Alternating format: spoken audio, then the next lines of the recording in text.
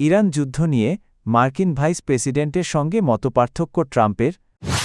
ইরানের নতুন সর্বোচ্চ নেতার আহতের গুঞ্জন যা বললেন প্রেসিডেন্টের ছেলে। ইসরায়েলে সবচেয়ে তীব্র হামলা চালিয়েছে ইরান।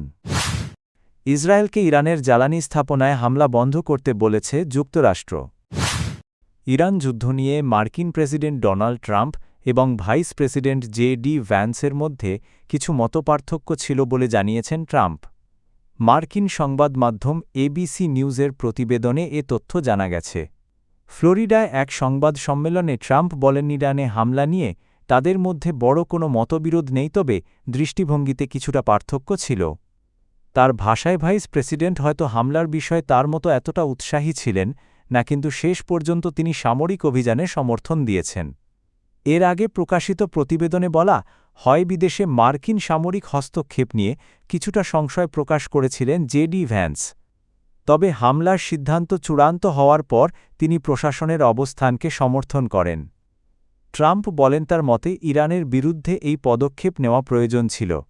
তিনি দাবি করেন, যুক্তরাষ্ট্র আগে হামলা না করলে ইরান যুক্তরাষ্ট্রের ওপর আক্রমণ করতে পারত।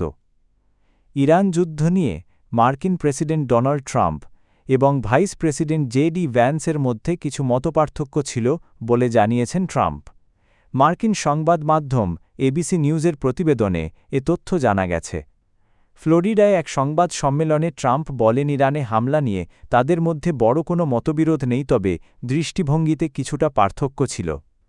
তার ভাষায় ভাইস প্রেসিডেন্ট হয়তো হামলার বিষয়ে তার মতো এতটা উৎসাহী ছিলেন না, কিন্তু শেষ পর্যন্ত তিনি সামরিক অভিযানে সমর্থন দিয়েছেন। এর আগে প্রকাশিত প্রতিবেদনে বলা হয়, বিদেশে মার্কিন সামরিক হস্তক্ষেপ নিয়ে কিছুটা সংশয় প্রকাশ করেছিলেন জে.ডি. ভ্যান্স। তবে হামলার সিদ্ধান্ত চূড়ান্ত হওয়ার পর তিনি প্রশাসনের অবস্থানকে সমর্থন করেন। ট্রাম্প বলেন না, তার মতে ইরানের বিরুদ্ধে এই পদক্ষেপ নেওয়া প্রয়োজন ছিল। তিনি দাবি করেন, যুক্তরাষ্ট্র আগে হামলা না করলে ইরান যুক্তরাষ্ট্রের ওপর আক্রমণ করতে পারত। ইরানের নতুন সর্বোচ্চ নেতা আহত হয়েছেন এমন গুজবের মধ্যে জানানো হয়েছে তিনি সুস্থ ও নিরাপদে আছেন। ইরানের প্রেসিডেন্ট মাসউদ পেজেশকিয়ানের ছেলে ও উপদেষ্টা ইউসেফ পেজেশকিয়ান জানিয়েছেন, সর্বোচ্চ নেতা মোজতাবা খামেনেই সম্পূর্ণ সুস্থ রয়েছেন। আন্তর্জাতিক সংবাদ মাধ্যম অ্যাল জাজিরা এর প্রতিবেদনে এ তথ্য জানানো হয়েছে। ইউসুফ পেজেশকিয়ান বলেন, মোজতাবা খামেনি আহত হয়েছেন। এমন খবর পাওয়ার পর তিনি সর্বোচ্চ নেতার সঙ্গে যোগাযোগ রয়েছে এমন কয়েকজনের কাছে খোঁজ নেন। তারা তাকে নিশ্চিত করেছেন যে তিনি নিরাপদ ও সুস্থ আছেন। এর আগে যুক্তরাষ্ট্র ও ইসরায়েলের পক্ষ থেকে নতুন ইরানি নেতাকে হত্যার হুমকি দেওয়া হয়েছিল বলে বিভিন্ন প্রতিবেদনে উল্লেখ করা হয়। নতুন সর্বোচ্চ নেতা হওয়ার পর কয়েকদিন জনসমক্ষে না আসা এবং কোনো ভিডিও বার্তা না দেওয়ায় তাকে ঘিরে আহত হওয়ার গুজব ছড়িয়ে পড়ে।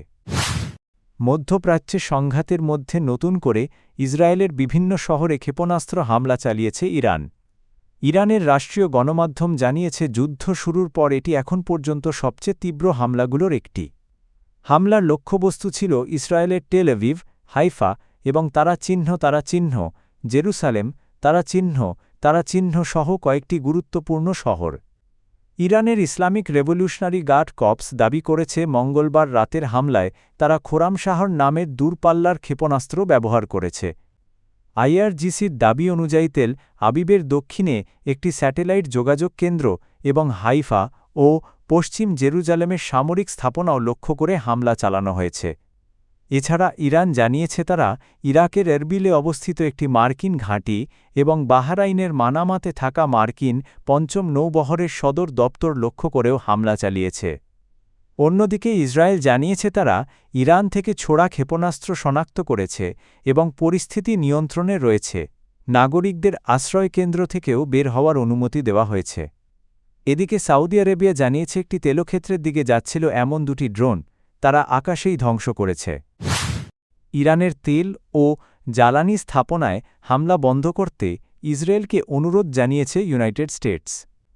মার্কিন সংবাদ মাধ্যম অ্যাক্সিওস জানিয়েছে, সোমবার ইসরায়েলের শীর্ষ রাজনৈতিক ও সামরিক নেতৃত্বের কাছে এই বার্তা পাঠানো হয়েছে। এ অনুরোধ ইসরায়েলি সেনাবাহিনীর প্রধান এল জামিরের কাছেও পৌঁছে দেওয়া হয়েছে। যুক্তরাষ্ট্র ও ইসরায়েলের যৌথ সামরিক অভিযান শুরু হওয়ার প্রায় 10 দিন পর এই প্রথম ওয়াশিংটন হামলা কমানোর আহ্বান জানাল। মার্কিন প্রশাসনের মতে তেল ও জ্বালানি স্থাপনায় হামলা অব্যাহত থাকলে সাধারণ ইরানি জনগণ ক্ষতিগ্রস্ত হতে পারে। এছাড়া যুদ্ধ শেষ হলে ইরানের তেল খাতের সঙ্গে ভবিষ্যতে সহযোগিতার সম্ভাবনাও রয়েছে বলে মনে করছে যুক্তরাষ্ট্র। আরও একটি উদ্বেগ হল, এসব হামলা চলতে থাকলে উপসাগরীয় অঞ্চলের তেল স্থাপনাগুলোর ওপর ইরানের বড় ধরনের পাল্টা হামলার ঝুঁকি তৈরি হতে পারে।